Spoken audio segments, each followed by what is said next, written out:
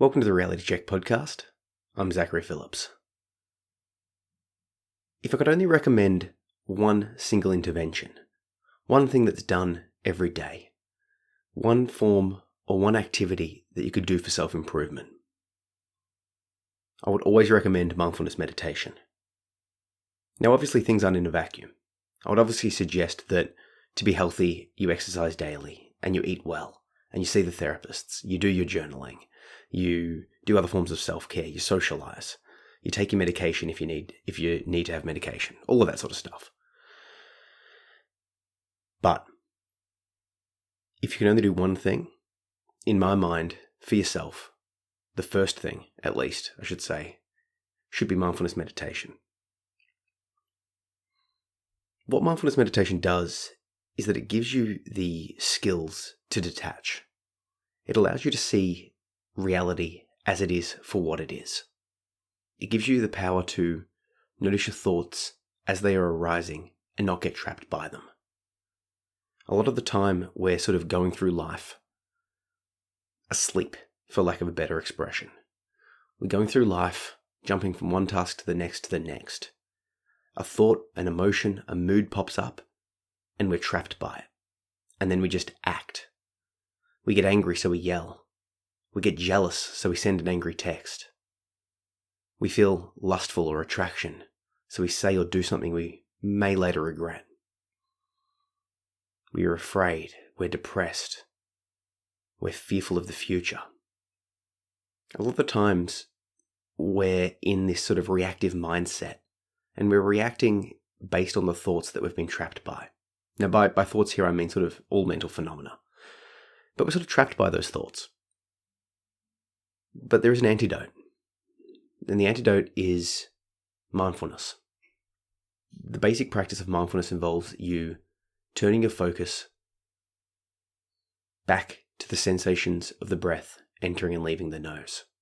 So you'll sit down, get comfortable, set a timer, and then draw your attention to the breath. Then your mind will wander. And when you acknowledge that wandering, when you notice that wandering, you gently and calmly return your focus back to the breath. That's the practice. Now, there's a lot more nuance to be discussed about what exactly mindfulness is and how to practice it, and a variety of different things. But that's the crux. Your mind wanders, you bring it back to a point of focus. Most traditionally the breath, but any point of focus will do. And you do that every day. That's your daily practice. What I do is, it's one of the first things I do every day. I mindfully meditate. And what I'm doing is I'm training my mind, or I'm training a part of my mind to recognize what the rest of my mind is doing. I'm training myself to notice when a thought pops up and to be able to not fall into it, to return my focus back to the breath. And just like with exercise, we don't exercise to get strong, to be able to exercise better. We exercise so we're strong and healthy in our daily lives. We train in the gym to get fitter so that we're healthier, right? We study so that we get better at our craft or our profession, not to get better at studying. And in the same way, we meditate, not to get better at meditating, but to impact our lives in a positive way. There's that long-term esoteric conceptual goal of awakening, of nirvana, of enlightenment. And I tend to view that as a sort of a distant mountain that you can sort of head towards. And it's there, and there's a lot of literature on it. But I prefer to ground things in reality. What's the benefit to me, to my life right now? And if further benefits come, great. So what are the benefits of meditation in everyday life, of that practice? Well, you start to detach in a good way. It's not dissociative, like moving away from things, but it's actually just giving you a bit of a chance to step back. It's like you're over here and your thoughts are over there. You start to realize that you are not your thoughts. You are not trapped by them. You're the thing having the thoughts. Thoughts become a little bit more like sound. you start noticing them appear. Then you start noticing them grow. And then you start noticing them disappear. You see that they come from nowhere and disappear back into that nowhere. And you see the pull that they have on your mental state. And from this detached perspective, you're more and more able to make different choices. So in the moment, in everyday life, something happens that makes you angry. And rather than just instantly responding, you have a chance, a little breath, a mindful moment to make a different decision. And this benefit is applied across every aspect of your life. With your diet, with your drug or alcohol consumption, with your relationships, with your friends, your family, your kids, with your work ethic, with your side hustle, with your exercise regime, with every aspect of your life, you become less attached to the thoughts that pop up. You might feel a moment of low motivation or boredom or sort of can't be bothered feelings just before you go to exercise. But rather than falling into those, you realize you're the thing having those thoughts. You realize that rather than just sort of accepting those thoughts as your new reality, you realize that your reality is that you're observing those thoughts and those thoughts aren't you. So rather than just acquiescing, you instead push through and you do the exercise. You push through and clean the house. You push through and do the social gathering you weren't quite sure about. You push through and study or start the business or try. You are better able to have deeper and potentially more awkwarder conversations with your loved ones and your close friends, enabling you to better understand each other on a really deep level.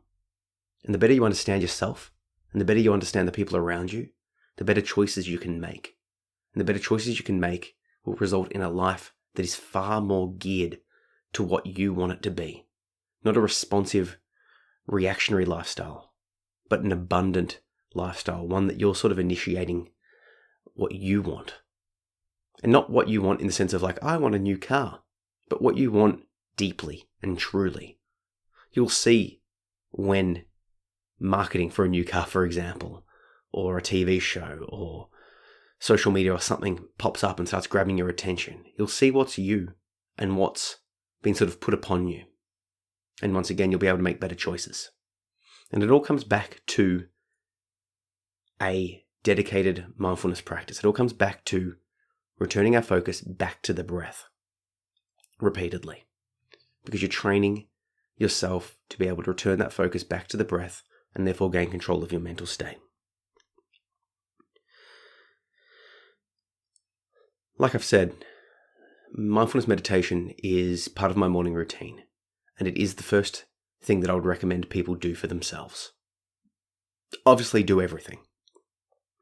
See the doctors, have the medication, journal, exercise, diet, socialize, all that good stuff.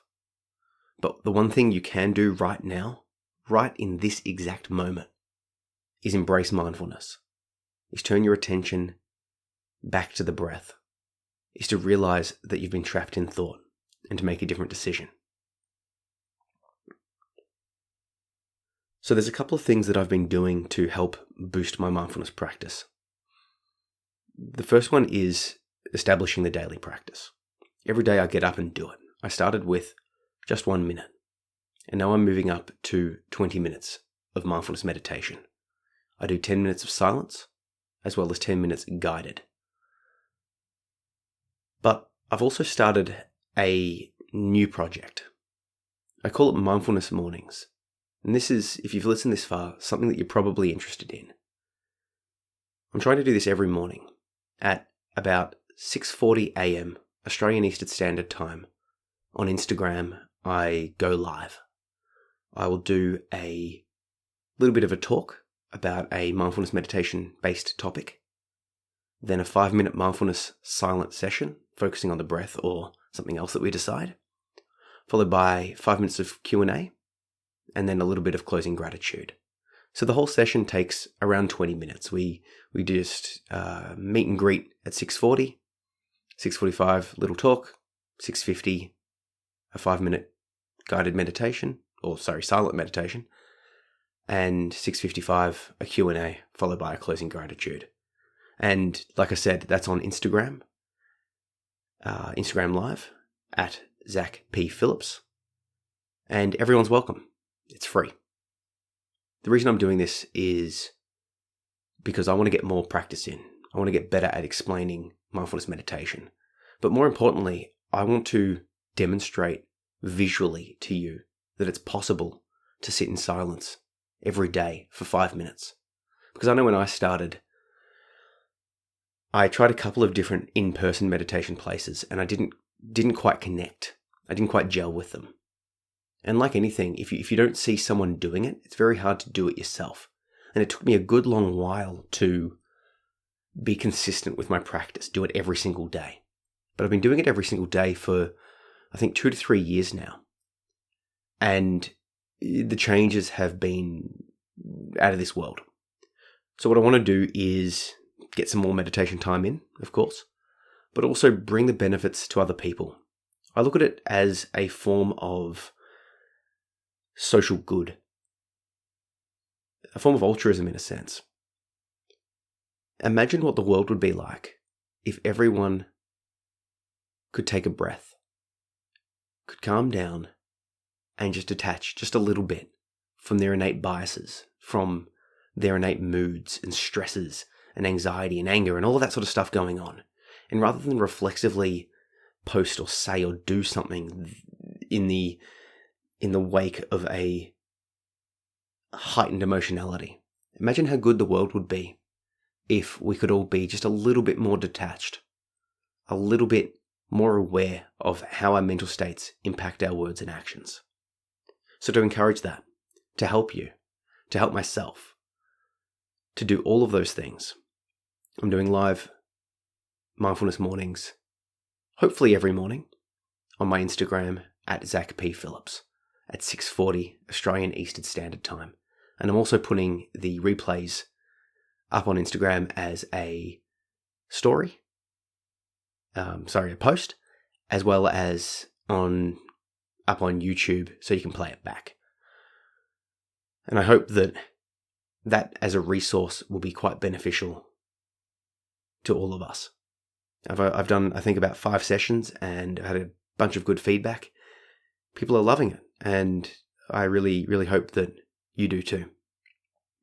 And if you have a question for me, if you're unsure about meditation, if you want something clarified, that's a great place to do it, because if you're wondering about meditation or mindfulness, or how it can help, or, how to do this thing, or, what do I do if I'm tired, or, how do I get my kids involved? All of these sort of things that you might be wondering about a meditation practice.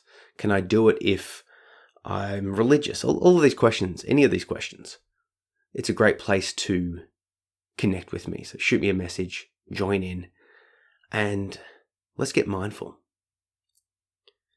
So I want to leave you with a little bit of a practice here. I want you to try and bring some mindfulness into your day. For the rest of the day, if you notice yourself getting lost in thought, if you notice yourself getting unreasonably angry, or jealous, or resentful, or fearful, or even on the positive side, super happy, elated, if you notice these heightened moods, heightened emotionality, or strong thoughts, if you notice that happening, use that as a cue to take a small step back. I mean, literally take a step back and take one deep and slow breath in through the nose and out through the mouth.